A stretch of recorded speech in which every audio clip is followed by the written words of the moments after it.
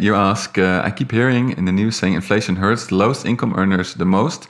First, when I always understood that inflation hurts savers the most. So is inflation worse for the rich or the poor? And I think the jury is really still out on that.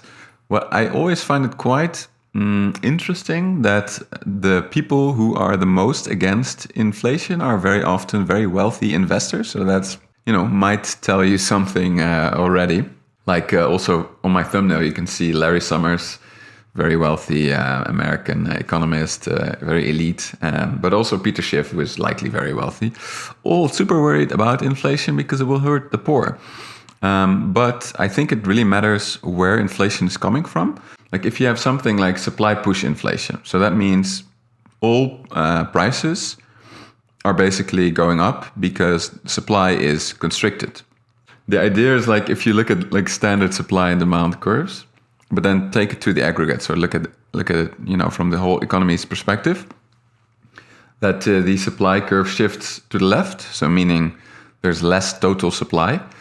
The obvious consequence would be that you would have inflation, right? If something like that happens, I think it might actually hurt the poor more than the rich.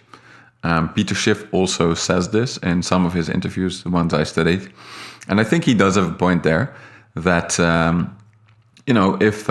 because people who are poor typically consume a larger share of their income on, typical goods and services. So if these goods, for example, go up in price, and their wages are sticky, they don't go up in price as much, this might hurt them more. So I do think that you actually see this quite a bit in developing markets. So for example, Lebanon, Turkey, South America, I think you often see that the wealthiest people have dollar assets or foreign currency assets, and so they can protect themselves from inflation in time, whereas the poorest cannot.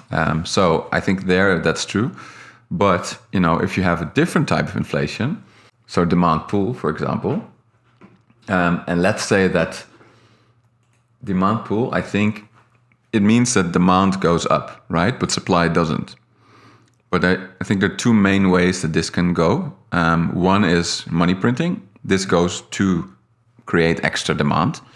And the second is if the labor market is really tight. So this is the Phillips curve idea. If the labor market is really tight, wages will go up and prices will follow. But that's obviously pretty good for the poor, right? At least the working poor, that is. Because not all of that will likely feed into inflation. And I think that's maybe also the type of inflation that some of these wealthy investors are most scared of.